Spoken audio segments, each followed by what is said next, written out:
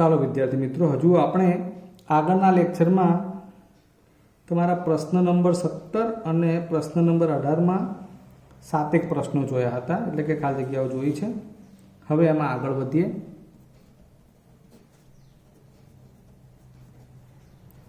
આઠમો પ્રશ્ન છે, sine 45 theta minus cos 45 minus theta. હવે આપણને ઘણીવાર તો કંઈ જ ખબર ના પડે કે આમાં શું કરવાનું.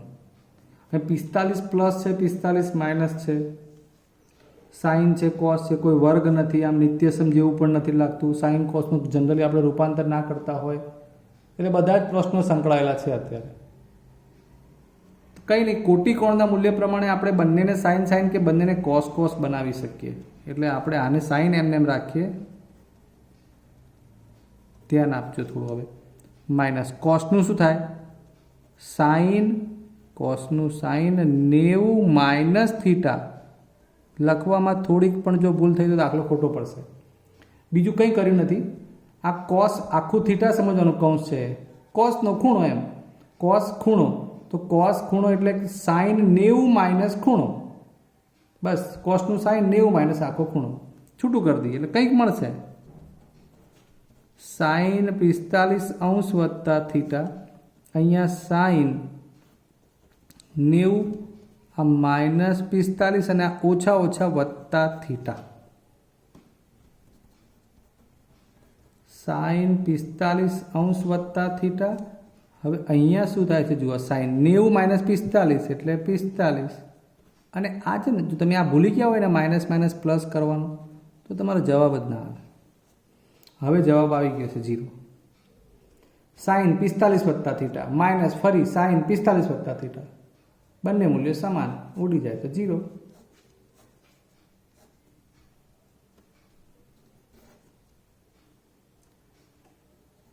a cos થીટા વત્તા b sin થીટા બરાબર 4. તો a sin theta minus b cos theta બરાબર 3. તો a સ્ક્વેર પ્લસ b સ્ક્વેરનું મૂલ્ય શોધવાનું છે.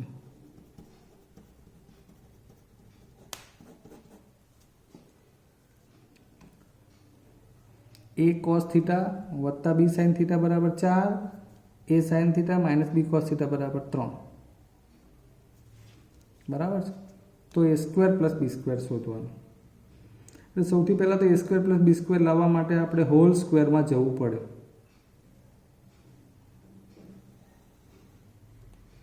ચલો, અહીં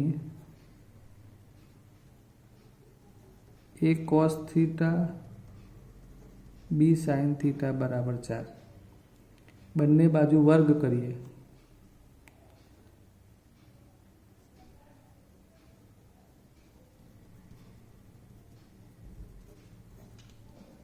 તો 4 નો વર્ગ 16, એટલે a square cos square theta 2ab cos theta into sin theta plus b square sin square theta બરાબર 16. પછી ફરી પાછું આ સામે લખીએ, a sin theta minus b cos theta બરાબર 3, બંને બાજુ વર્ગ માટે આ 9 થઈ જશે. વર્ગનું નિશાન આવી ગયું, ખબર પડવી જોઈએ. a square sin square theta minus 2ab sin theta into cos theta plus b square cos square theta બરાબર 9.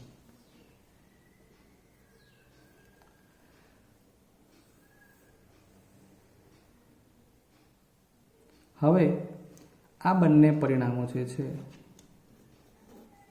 એના માટે વિચારો. હવે મિત્રો આપણે કંઈક તો નવું વિચારવું જ પડશે. તો આ બંને સમીકરણોનો સરવાળો લઈએ, કારણ કે આપણને જો શું જોઈએ છે, a square plus b square. એટલે સમીકરણ 1 અને 2 નો સરવાળો લેતા જોજો ધ્યાનથી. હવે a square cos square theta plus 2ab पहलू समीकरण लखूँ छूँ cos theta into sin theta plus B square sin square theta बराबर 16। हवे आ बीजू A square sin square theta minus 2ab cos theta into sin theta plus B square cos square theta बराबर 9।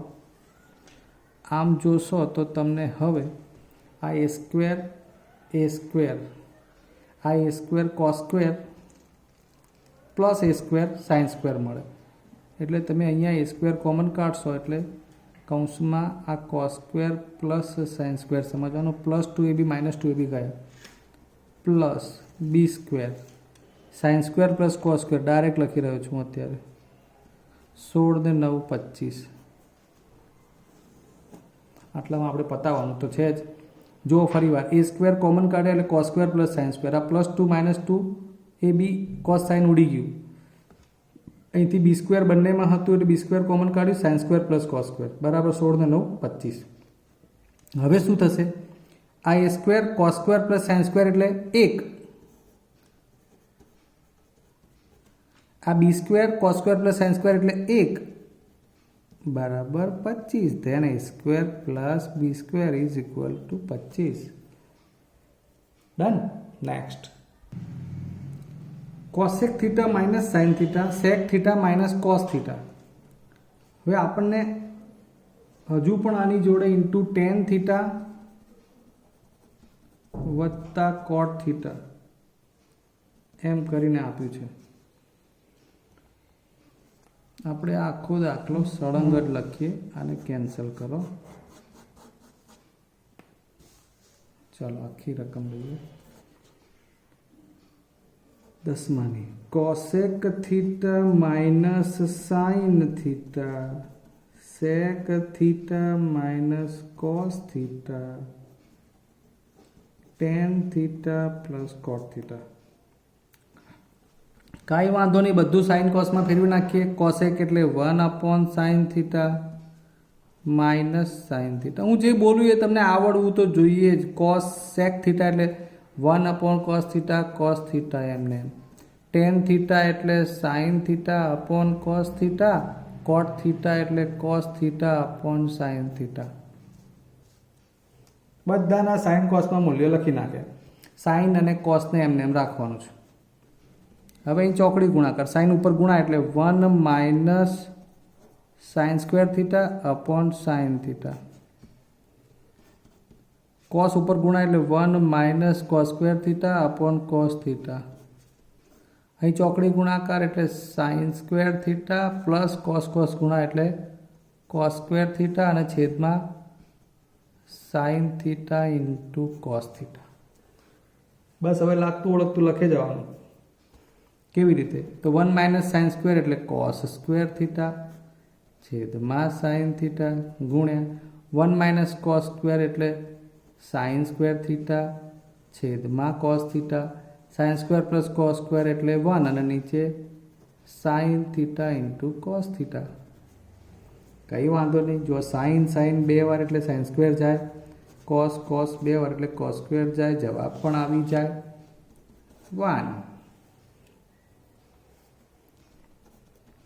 1 minus sin theta 1 plus sin theta. तफावतना अवयव मित्रों 1 whole square sin theta square whole square 1 नो वर्ग 1 sin square theta. बोलो हवे शुं थाय 10 वखत वापर्युं हशे 1 माइनस sin स्क्वेर एटले cos स्क्वेर।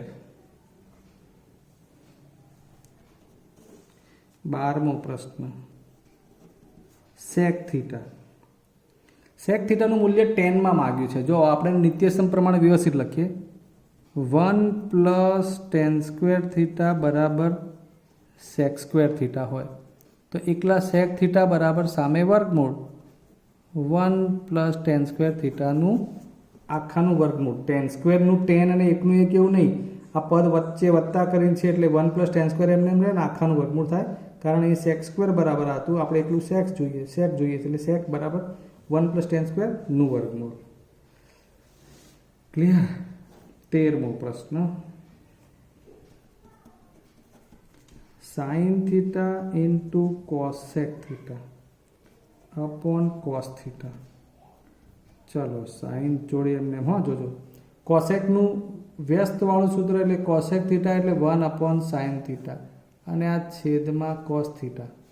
જોતા જાઓ બરોબર, સાઇન સાઇન ઉડી જાય, ઉપર વધે 1, નીચે વધે કોસ થીટા. જો જવાબ આવો હોય તો ઠીક છે, નહીતર 1 કોસ થીટા એટલે sec theta.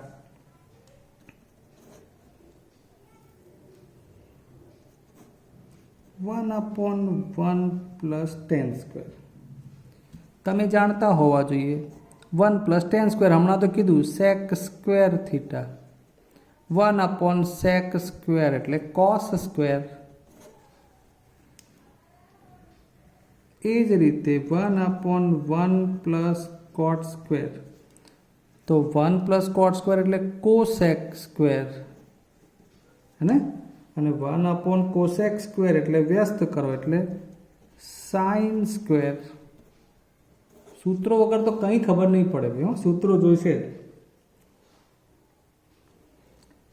1 plus tan square theta 1 minus cos square theta. હવે ધ્યાન આપજો, આપણને ડાયરેક્ટ સૂત્ર ખબર છે. 1 પ્લસ ટેન સ્ક્વેર એટલે sec square theta, 1 minus cos square એટલે સાઇન સ્ક્વેર થીટા. આપણે નિત્યસમ મૂક્યા પહેલાં.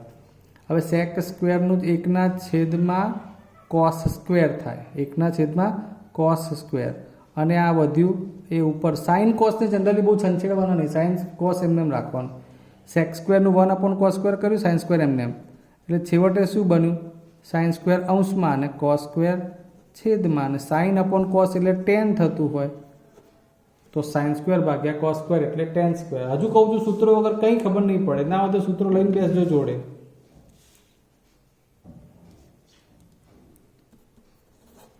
સત્તરમો પ્રશ્ન,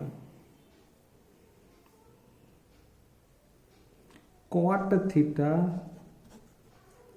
अपॉन કોસેક થીટા. બસ આમાં બધું લખી જવાનું. જવાબ કોટનું સાઇન કોસ વાળું સૂત્ર મૂકો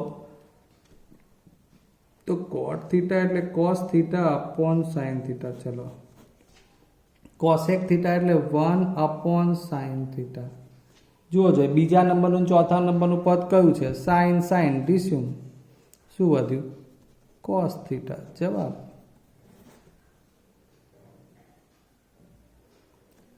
આ દાખલો પણ સરસ છે. કોસની 4 ઘાત થીટા માઇનસ સાઇનની 4 ઘાત થીટા.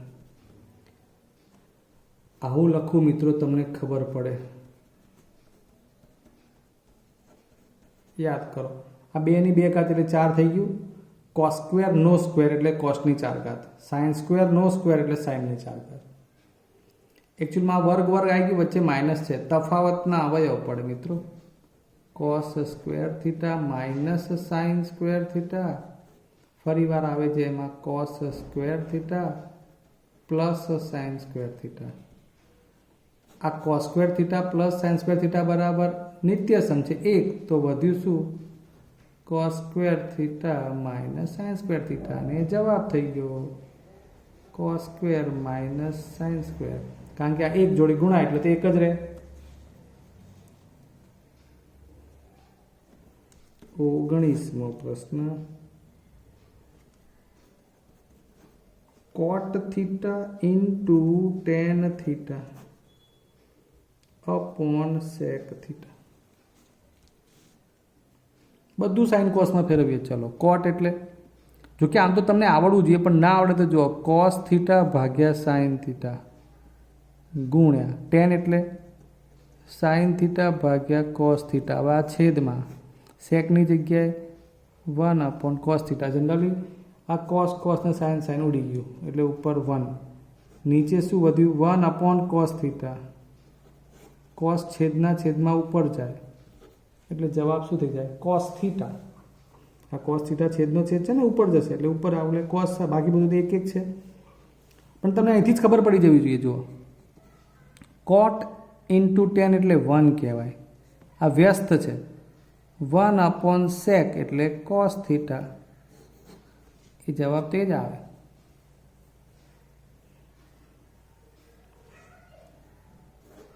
20મો પ્રશ્ન cos a sec a upon cosec a. યાદ કરો મિત્રો, cos અને sec વ્યસ્ત છે, ડાયરેક્ટ 1 લખવાનું અને 1/cosec. 1/cosec એટલે sin. ઓકે, એટલે સૂત્રો મજબૂત ના હોય ને મિત્રો તો દાખલા ન આવડે એ પાક્કું છે. તો મેં તમને 17મો અને 18મો એક ટૂંકા પ્રશ્નો માટેના દાખલા ઘણી બતાવ્યા છે. તમારે જાતે હવે આવી બધી પ્રેક્ટિસ કરવી પડે અને કરશો તો જ આવડશે. મેં તમને બધા સૂત્રો કેવી રીતે એપ્લાય કરવાના, કેવી રીતે ગણવાનું એવું બતાવ્યું છે. એકચ્યુઅલમાં તમારે આ જે છેલ્લા 2 વિડીયો જે ટૂંકા પ્રશ્નોના છે ને એ 2-3 વખત વારંવાર જોવા જોઈએ કે જેથી ખબર પડે. કારણ કે એનું કન્ક્લુઝન પ્રમાણેના વિડીયો હતા એટલે આપણે થોડુંક ઝડપ કરીને બતાવ્યું છે. કારણ કે સૂત્રો જ છે બધા, પણ કેવી રીતે એપ્લાય કરવાના એ તમારે ખાસ ધ્યાન રાખવાનું હતું. એટલે એ તમે જો વારંવાર જોઈ લેશો ને અને સૂત્રો ના હોય તો બાજુમાં રાખવાના કે સાહેબે આની જગ્યાએ આ મૂક્યું, 1 - sin 1 + sin ની જગ્યાએ 1 - cos સ્ક્વેર કેવી રીતે આવ્યું. એવી રીતે 1 - sin 1 + sin હતું તો એનો તફાવત ના આવવો પડે. 1 - sin સ્ક્વેર થયું એટલે 1 - sin સ્ક્વેર એટલે cos સ્ક્વેર કેવી રીતે આવ્યું એમ. અર્થાત તમારે થોડું જાતે મથવું પડશે હવે, બરાબર છે? નહીંતર તો દાખલાનો કોઈ મતલબ જ નથી. હું બધા દાખલા ગણ કરીશ ને તો વધારે પ્રેક્ટિસ હું જ કરીશ તો મને જ આવડશે. ઓકે, આશા રાખું કે તમે જાતે મહેનત કરશો જ. મળીશું આવતી વખતે નવા ચેપ્ટર સાથે. રજા લઈએ. જય હિન્દ.